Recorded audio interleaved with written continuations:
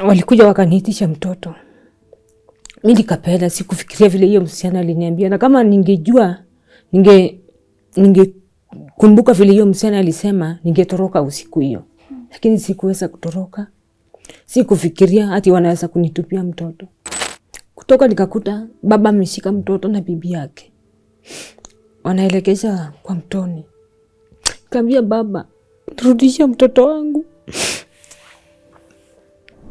Huyo mama akaniambia, ni vile nilikuambia wewe ni bibi mdogo wa huku. Ndio akanishika, nikalala na hiyo mzee.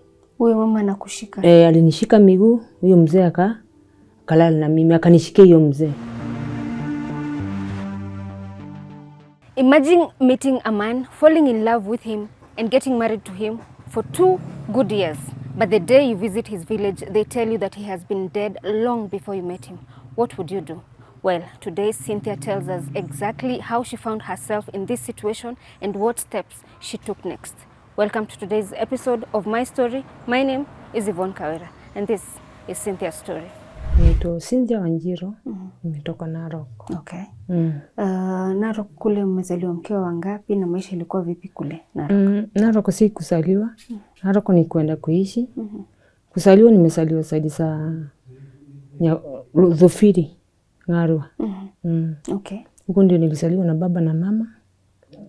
Wakiwa baba alikuwa Msamburu, mama alikuwa Mkikuyu. Tukasaliwa tukiwa wawili. Firstborn alikuwa kijana na mimi nilikuwa msichana. Mama akakufa kinisa. Vile mama alikufa, alisikwa, mimi nilibaki na brother yangu. Baba juu si tulikuwa wadogo, akatupeleka kwa mamake. Tulilelewa na nyanya Msamburu. Tukakuwa huko wakubwa. Baba naye akaoa. Sasa vile alioa, akatutoa huko kwa nyanya, akatulete kwake. Tukalewa, mimi nikafikisha wakati ya kwenda shule. Tukafikisha wakati ya kwenda shule, tukaingishwa shule. Nikafikisha miaka 12 hivi. Babangu alinipeana kwa mzee kuniuza nioleke. Juu Wasamburu, traditional Wasamburu, msichana akikuwa mkubwa tu kidogo hivi anapeano kuuzwa. Sasa ndio baba apate mali. Mimi nilipeano, lakini wale wasasi wa mama walifuatilia.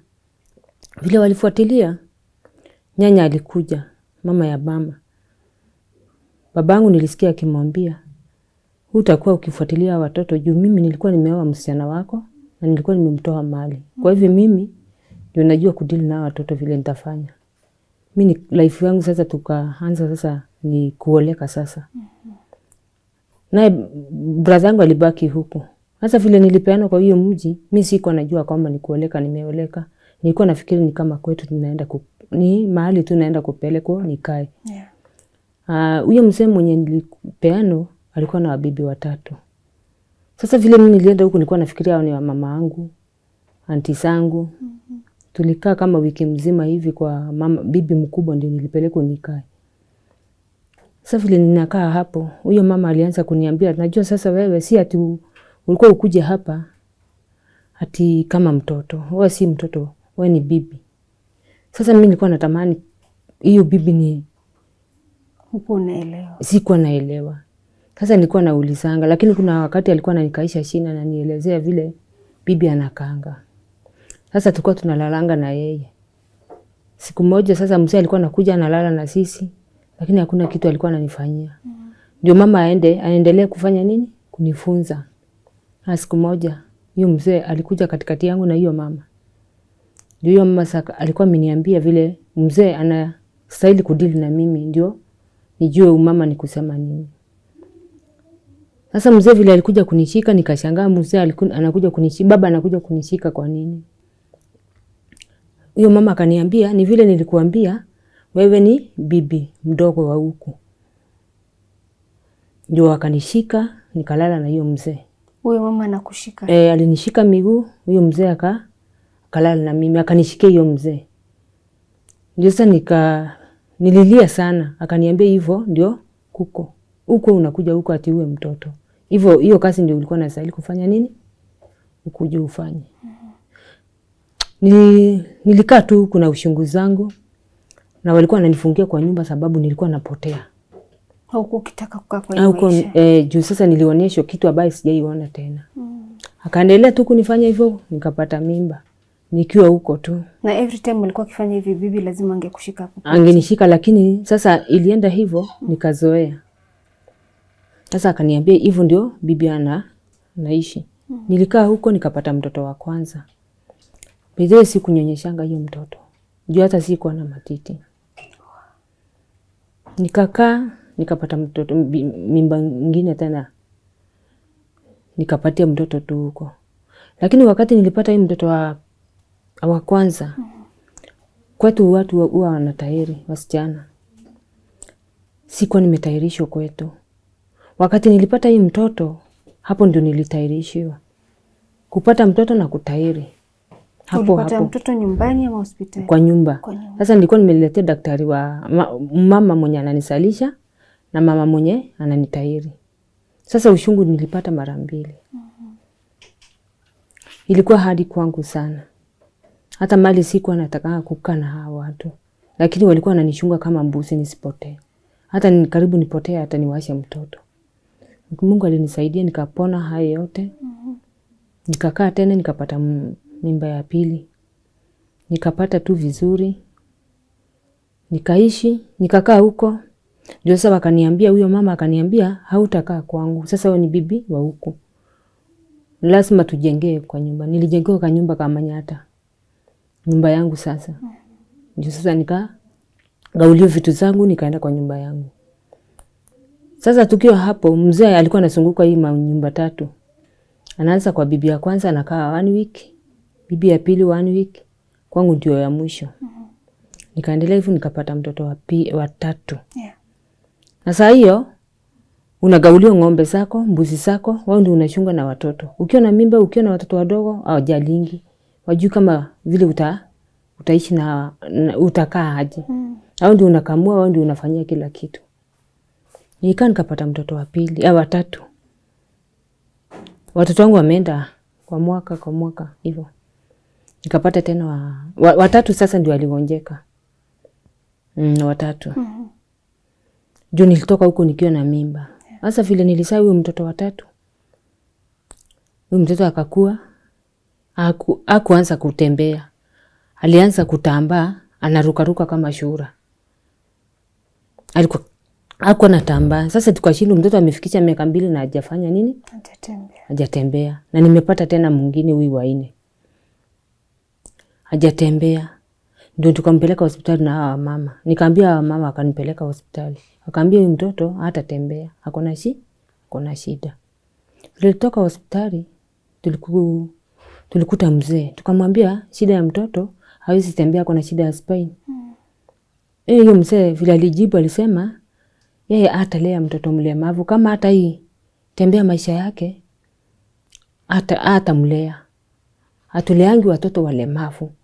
Labda tumtupe, anatupangwa kwa mtoni, tutulea wengine. Mimi nikakataa. Wakaniambia fanya hivi, rudi kwenu ujue shida ni nini. Ukijua shida ni nini wewe mimi nilichukua mzigo wangu na watoto wangu tukaenda mpaka kwetu. Kwa yule babangu sasa. Baba naye akaniambia vile vile. Yeye hawezi lea mtoto mlemavu. Sasa nikakuwa katikati. Na sikuwa na akili ya kufikiria kwenda kwa wazazi wa mama. Juu sasa mimi nimeuzwa. Na nimepoteshwa akili ya kurudi wapi? Huko kwa wazazi wa mama. Juu wakikuwa hawezi tupa mtoto kama huyo. Nikashanganyikiwa sasa nikashindwa nitaenda wapi. Nilizidi kukaa kwa babangu. Huyu bibi yake mwenye alioa akamwambia sasa na kama hataki kutupa mtoto si wachana na yeye. Akasema hapana, yeye hawezi lea. Kikwetu ni lahana. Hiyo ni lazima tutupe mtoto kama huyu, tutupe kwa mtoni. Nikiwa tu nimekaa hapo. Baba akasema sababu nimekataa na hiyo mtoto, atachukua mtoto bila mimi kujua.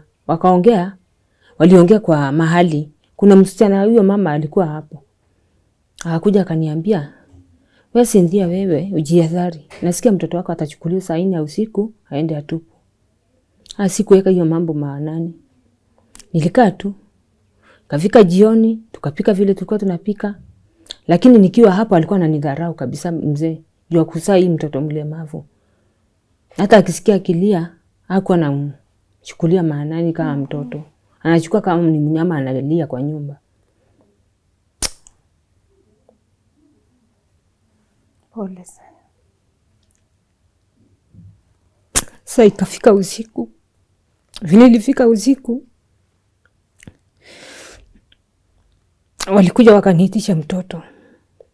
Mimi nikapenda, sikufikiria vile hiyo msichana aliniambia. Na kama ningejua, ningekumbuka vile hiyo msichana alisema, ningetoroka usiku hiyo.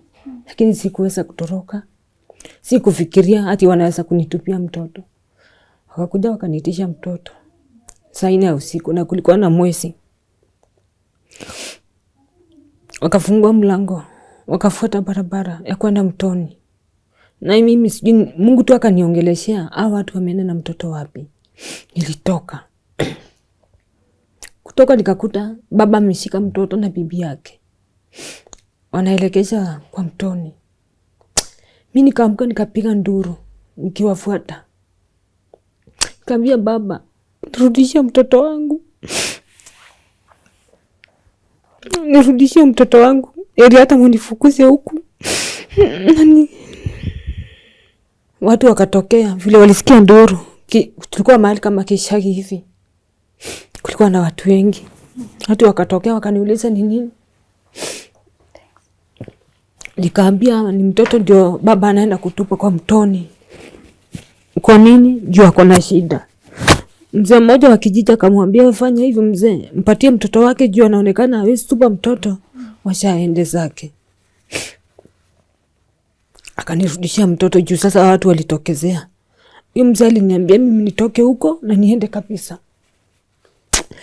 Mimi nilikuja nikachukua watoto wengine na ni usiku saa 6 usiku, sasa imefika saa 6 tukibambana na hawa. Nikatoka na watoto wangu 4. Nimebeba wengine na ni wadogo. Nimebeba huyo mwingine wa kwanza. Wapi huyu wa mwisho mbele na huyu mlemavu nyuma. Na wengine walikuwa natembea. Tukaenda mpaka msituni. Nikashindwa nitaenda wapi. Watu wakaniambia twende tulale kwao, nikakataa. Nikaona kama baba atanifuata kwa hiyo mji. Nikaenda nikalala msituni, mahali kulikuwa na wanyama. Katikati ya msituni kabisa. Nikamwambia Mungu afanya kupenda kwako sasa.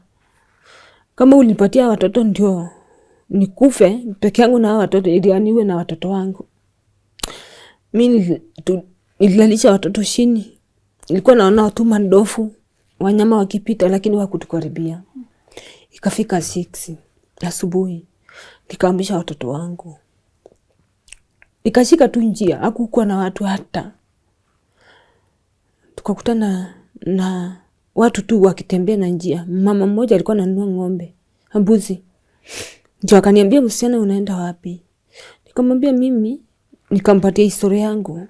Akaniambia ninaweza kukusaidia. Nikamwambia tuseme ni Mungu alituma hiyo mama kwangu. Alinichukua akanipeleka kwake. Kwao ni Ndaragwa. Alinitoa huko yote mpaka Ndaragwa kwao. Tukakaa na huyo mama, akapeleka mtoto Nyahururu hospitali. Kasemekana hiyo mtoto hawezi tembea. Hasa aendelee na dawa za kumpatisha nguvu. Tukalikuwa kamekonda sana. Tukiwa tu huko, kuna dada msichana wa hiyo mama anakaa Narok. Huyo akakuja kwao kutembea. Kuja akamwambia, akaelezea shida zangu, akaniuliza kama ninaweza enda Narok. Kuna vibarua. Nikamwambia sikatai, hakuna kitu ninakataa. Huyo mama aliniafodia fare nini. Nilienda kwa hiyo msichana wake. Nilikaa huko hata watoto wameacha sasa shule saa hizo. Then sasa nikaingisha watoto shule nikiwa huko, nikakomboa nyumba yangu, nikaendelea sasa na maisha. Ulikuwa unafanya kazi gani kwa? Ya kulima. Na sikuwa najua kulima, lakini hiyo msichana alinionyesha kulima. Kaniambia kazi ambayo inaweza fanya ufuate chakula ni kulima. Sasa tulikuwa tunaenda kwa mashamba huko msituni. Sasa nawacha watoto kwa nyumba, mimi naenda kazi. Tukakaa huko nikaingisha watoto wangu shule na kuhazo tu. Ndio tukapatana na jamaa sasa. kijana Mluya. Alikuwa mzuri sana, alikuwa mrembo. Sasa kenye ilikuwa inanishangaisha ni tumepatana na kijana na niko na watoto 4, lakini anaona mimi niko msichana. Haoni kama niko na watoto. Ulikuwa unamwambia uko na watoto wewe? Nilikuwa namwambia niko na watoto, na ananiambia haoni kama mimi niko na watoto. Nikamwambia niko na. Tulikaa naye tukiwa urafiki nje, lakini sijai ulete kwangu. Ndio asione yule mlemavu anikatae. Lakini nilikuwa naomba Mungu, kama huyu mtu ananipenda, mbona nisimuoneshe huyu mtoto wangu mlemavu? Anaweza kunishukia juu ya hii mtoto kweli? Tukiwa tu huko kabla tujapata na huyu jamaa, kuna mama alinisaidia, tukapeleka mtoto shule. Sasa mtoto akaenda kujua, akili yake ilikuwa sawa. Ako sawa kabisa, akili yake ni miguu tu. Mtoto alikuwa shule, sasa ilikuwa kumefungwa shule. Shule imefungwa. Ndio sasa jamaa sasa tukakutana na yeye. Tulikaa naye karibu miezi 3. Tukiwa tu tunafanya urafiki na sikuwa nataka kumwambia nyumbani. Tutaka mwisho nikamuonyesha kwangu. Akakuja akafurahia watoto. Akaniambia, kwa nini ulikuwa unanifisha au uko unaniambia? Nikamwambia, si nilikuwa nakwambia niko na watoto. Na ulikuwa unaniambia huna watoto. Huyo jamaa alihamia kwangu. Then akaona kanyumba yenye tunakaa si kazuri. Akakomboa nyumba ya 1 bedroom. Uko tu Narok. Uko Narok. Sasa nipeleka katauni ya Olegure. Tauni inaitwa Olegure. Sasa huko ndio nilikuwa tunakaa na yeye. Tukakaa na jamaa, ananipenda na anapenda watoto wangu. Mpaka kisha ananiambia nisifanye kazi. Na huyu jamaa mimi sikuwa najua kazi yake, mpaka wa leo sijajua kazi yake ni nini. Lakini tulikuwa tunakula, alikuwa analipia watoto shule, lakini sikuwa najua mambo yake. Jua akitoka asubuhi, sasa mimi siwezi jua. Ananiletea tu chakula, analipia watoto shule, sikuwa najua. Na huko unamuuliza anafanya kazi gani? Hata nikimuuliza hawezi kuniambia. Sasa nikimuuliza ananiambia, wewe sasa si unakaa vizuri? Mbona unaniuliza maswali mingi? Hata akaniwekea ka biashara ya kuuza cosmetic. Nilikuwa nauza. Huyu jamaa sasa kenye tulikaa na yeye, nikaona sasa mambo fanafani akiwa naye kwa nyumba. Kama ni kulala vile bibi na bwana wanalala, yeye anachukua time za kulala na mimi. Tunafanya gono kwa muda mrefu. Sasa nilikuwa nashindwa, bwana hii mtu hata tukilala na yeye amwagi chochote. Anafanya gono karibu masaa 2, 3. Sasa nilikuwa nashindwa, mpaka nilikuwa nauliza nilikuwa naogopa kuuliza mama majirani. Sasa siku moja nikauliza mama mwingine, hapo tu rafiki yangu, na bwanako mkilala na yeye mnalalanga kwa muda gani?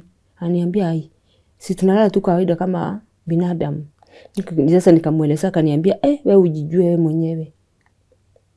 Saa ngine mtu tunakaa naye kwa nyumba tukilala, usiku anapotea.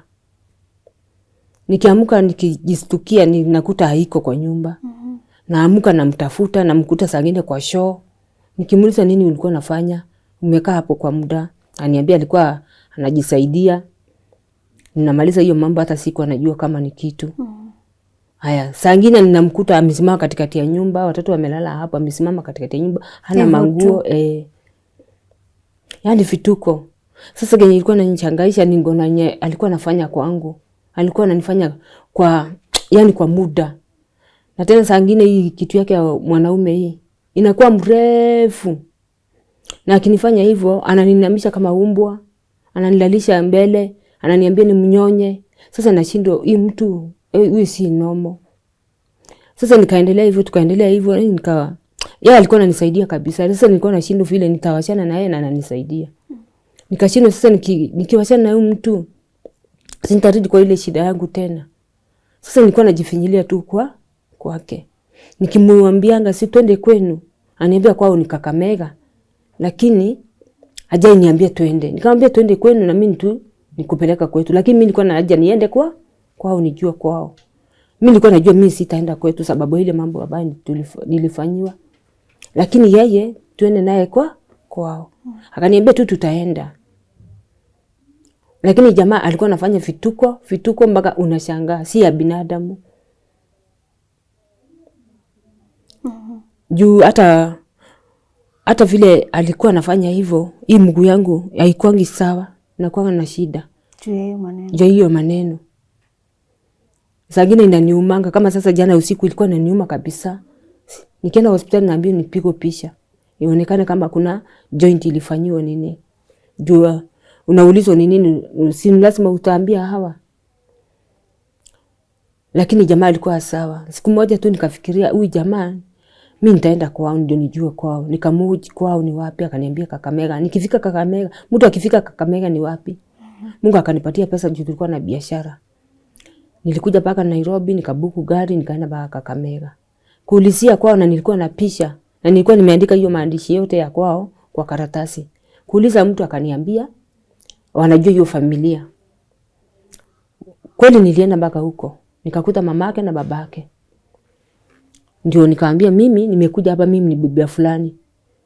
Wakaniambia wa saizi au wa kitambo au wa saizi. Nikaambia hawa wa saizi. Wa saizi na alikufanga. Hiyo kitu ilinishangaisha sana. Ati alikufanga. Nikaonesha picha, mko na haki na mimi niko na picha yake. Na hii picha ilikuwa kwa simu, nilikuwa na simu. Akasema hiyo mtu alikufanga. Hata kaburi ndio ile. Wewe uliona hiyo kaburi? Mimi niliona kaburi, nilionyeshwa kama wapisha. Na wanasema hii picha uko nayo, huyu mtu anamtambua ni mtu ni yao, ni kijana. Sasa mimi kwangu nilikuwa nafikiri, nikauliza au ni mapacha, akasema hakuna mapacha iko huko, lakini huyu alikufa. Wewe ujijue mwenyewe tu. Sasa mimi nililala huko asubuhi nikasema hakuna haja kukaa huko. Lakini nililala nikiwa naogopa hata huko. Mtu amekufa, anaambiwa ni amekufa na tuko na yeye. Na alikuwa amekufa miaka ngapi before? Kama 3 hivi. Miaka 3. Na wewe umemwacha kwa nyumba? Kwa nyumba. Alikuwa akijua umeenda kwao? Hapana. Mimi nilienda kisiri. Juu mtu hataki tuende kwao. Nilikuwa nataka kujua kwao kukoaje. Jua ile maneno ambayo ninaona kwa nyumba, niende nijue kwao, hata nikifanyika kitu niwe nimejua kwao. Na yeye mtu hajai kunisalisha hata. Na tukilala na yeye amwagi hata. Nilitoka huko nikiwa nimeshangaa. Nikakuja mpaka huko nikamkuta. Vile nilimkuta akaniambia kwani ulikuwa wapi? Nikamwambia nilikuwa tu kwa kutembelea watu wangu. Hakushughulika. Lakini vile ile mambo nilikuwa naona kwake si mzuri ya kupotea kwa nyumba, kunifanyia hizo mangono mbaya. Si ya kawaida. Baizo si kawaida. Nilifikiria kwenda kanisa. Juu sasa ile mtu niliambia amekufa. Heri nikimbilie kwa Mungu na sikuwa nimeokoka wakati hiyo. Hukuogopa kukaa kwa nyumba na huyo mtu ambaye sasa ushajua siri zake? Niliogopa, lakini nilikosa namna. Nilikuwa naona kama atanifanyia mabaya. Nikianza kumwambia ninakujua. Lakini nilikimbilia kwa Mungu. Vile nilienda kwa pasa akaniambia huyo si mtu ambaye mnakaa na yeye. Huyo alikufanga kitambo. Sasa hapo ndio nilistukia, nilijua huyu mtu ni ukweli alikufanga. Huyu ni jini tuko na yeye, si mtu ambaye tuko naye kwa nyumba. Juu nilielezea pasa vile anafanya yote. Pasa akaniambia huyo si mtu. Ujijue. Hata ile vitu uko nazo kwa nyumba si zako, ni zake. Nikauliza pasa nitafanyaje? Akaniambia tuombe ndio ato. Wakati naenda nyumbani nikimkuta ananiambia ulikuwa wapi? Nikamwambia nilikuwa mahali. Akaniambia si mahali ulikuwako, ulikuwa kanisa. Si ulikuwa na pasta? Unashindwa vile utamwambia juu ni ukweli ana. Tulisidi kuomba tu. Niliomba sana nikijifunga, nikaomba sana nikijifunga. Sikuwa nimeokoka lakini siku nikaokoka. Siku moja akaamka asubuhi akaniambia yeye ameenda kazi. Na kazi ambayo anaenda mimi sijui ni gani. Anakuanga msafi kila wakati. Anatupenda, anatulia chakula. Kazi yake tukikaa na yeye tu ni ngono ndio anataka. Tulale tu na yeye. Na inisaidii. Na sijui kama ilikuwa nasaidia yeye. Tukaendelea hivi sasa siku moja akaamka akasema anaenda kazi. Kawaida tu vile anafanyanga. Lakini vile alitoka alienda hivyo. Mpaka wa leo sijaimuona tena. Lakini ndoto hii nilikuwa naota lakini siku hizi siotangi. Tukiwa na yeye, ananilalisha, anafanya vile alikuwa anafanya yote kwa ndoto. Kwa ndoto. Anakuja usiku, Anafanya hizo vitu alafu anatoka anaenda. Nikistuka haiko.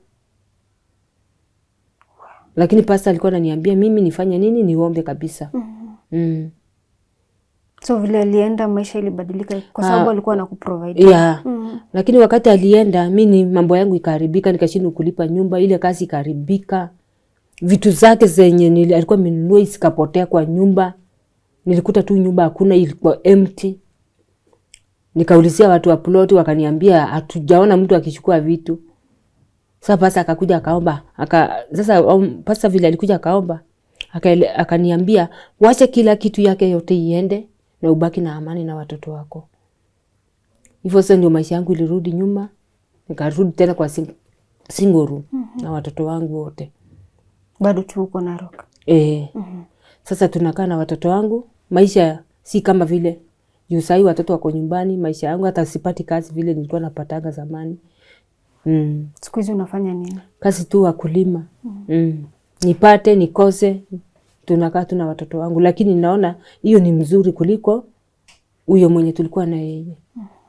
Ujai muuliza hiyo wakati wote mlikuwa mkikaa naye kwamba historia yake iko vipi? Ulikuwa ukijua tu ni mtu ambaye amekupenda na ni hivyo? Mimi nilikuwa na yani jo, sasa unaona vile ile mateso ambayo nimepitia kwetu. Yes.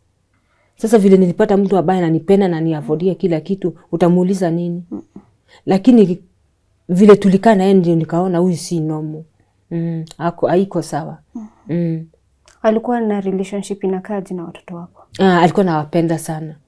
Sana. Alikuwa anawapenda. Siku hizi wanamuulizia? Nani huyo? Watoto wanamuulizia? Hapana. Watoto kutoka atoke juu, hata watoto wangu hawa wakubwa walikuwa wananiuliza, na huyu mtu mbona saa nyingine tunasikianga ukimtafuta usiku. Na hata ule mkubwa aliniuliza huyu mtu kwa ni jini tuko naye kwa nyumba mama? Nikamwambia hapana, siko nataka kupea watoto wangu stress ya kuambia ni jini tuko naye kwa nyumba. Juu hata mimi nilikuwa nimeanza kunote. Kumbe naye watoto walianza kunote polepole hawa wakubwa. Saizi watoto wako wapi? Tuko na sasa msichana alitoka akaenda kazi ya maid hapa Naivasha, Maimaio.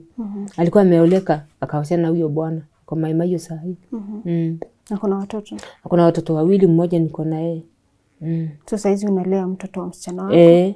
Na watoto wangu 4. Watatu sasa? Watatu ya. Okay. Saizi changamoto gani unapitia ambapo sasa uko na mjukuu na mtoto ambaye pia ni mgonjwa na hiyo situation unaihandle aje? Niko na situation mbaya sana. Juu sangine ninakosa hata sangine tunakosa kazi. Tunakaa hivyo, tunalala hivyo, tunakosa pesa ya kulipa nyumba. Dawa za kununulia huyu, pesa ya kwenda shule. Kwa sababu watoto wangu wako nyumbani wote. Hakuna mwenye anasoma. Juu wanaenda shule wanafukuzwa, vile shule imefunguliwa, waende hata hiyo tamu nyingine hawakuenda. Na kazi hakuna. Umeamua kushare historia yako ili upate usaidizi wa aina gani? Nashare hii historia yangu, wenye wananisikiza, wananitazama. By the way nimepitia kwa mambo marefu sana, kwa ushungu. Nashare nikiomba kwamba hata maombi wenyewe inaweza simamisha mtu. Hata usaidizi mwenyewe ako naye kwangu anaweza kunisaidia. Vile anaweza kunisaidia.